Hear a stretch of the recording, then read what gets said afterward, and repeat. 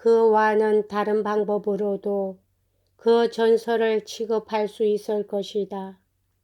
물의 요정은 비록 이전에 그가 아무리 많은 처녀를 유혹했지만 아그네테를 유혹하려 하지 않는다. 그는 더 이상 물의 요정이 아니다. 혹시 말하고 싶다면 그는 벌써 오랫동안 바다 밑에 앉아서 슬퍼하던 가련한 물의 요정이다. 그러나 그는 전설에서 배운 바와 같이 자기가 순진한 처녀의 사랑에 의해서 해방될 수 있다는 것을 알고 있다. 그러나 그는 처녀에 관한 한 악한 양심을 가진다. 그래서 처녀들에게 감히 접근하지 않는다. 그때 그는 아그네테를 본다. 그렇게도 여러 번 그는 벌써 갈대 속에 숨어서 그녀가 바닷가를 거닐고 있는 것을 보았다. 그녀의 아름다움, 그녀가 고요히 생각에 잠겨있는 모습은 그를 매혹했다.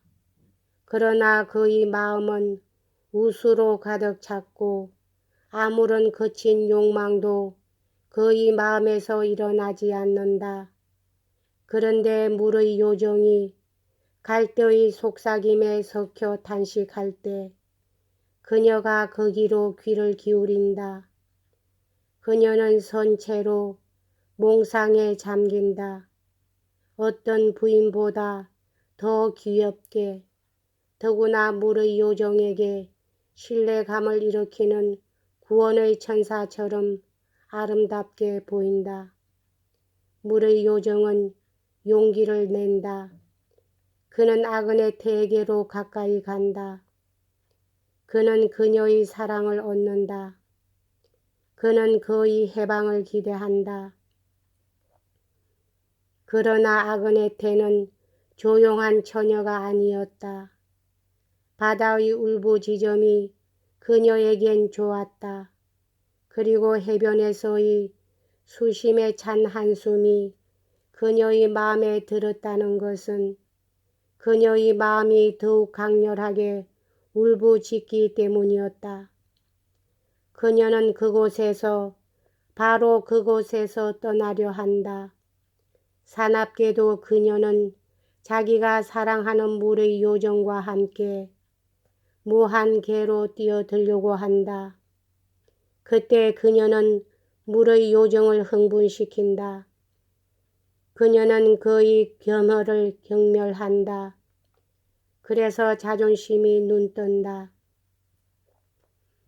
그리고 바다가 울부짖기 시작하고 파도가 거품을 품어내고 물의 요정은 아그네테를 포옹한 채 그녀와 함께 심연으로 뛰어든다. 결코 그는 그처럼 사납고 그처럼 욕망에 몰두하지는 않았었다.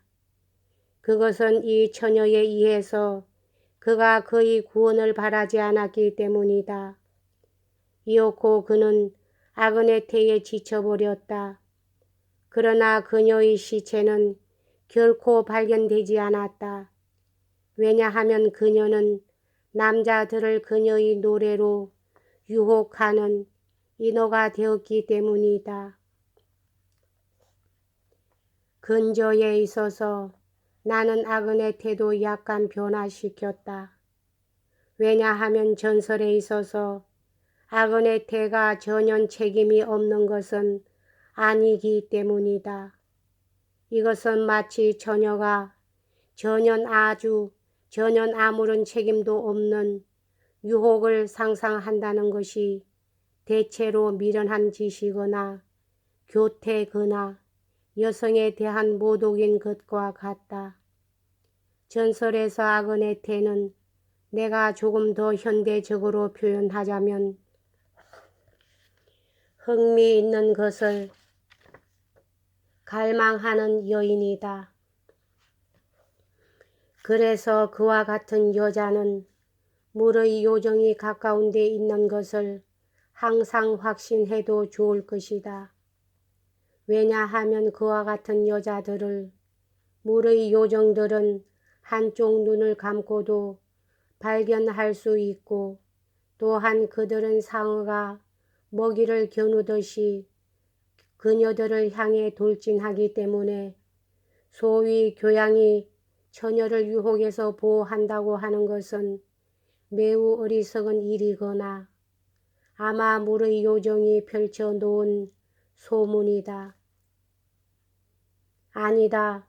그처럼 부당하고 불공평하게 현재의 생활이 있지는 않다. 다만 하나의 수단이 있을 뿐이다. 그것은 천진난만이다. 그런데 우리들은 물의 요정에다 인간적인 의식을 부여하고 싶다. 그리고 그가 물의 요정이라는 사실이 우리들에게 인간적인 숙명을 의미하고, 따라서 그 결과로 인해서 그의 생활이 얽혀버림을 의미할 수 있으면 좋겠다. 자기가 영웅이 되려는 사람을 막을 자는 아무도 없다.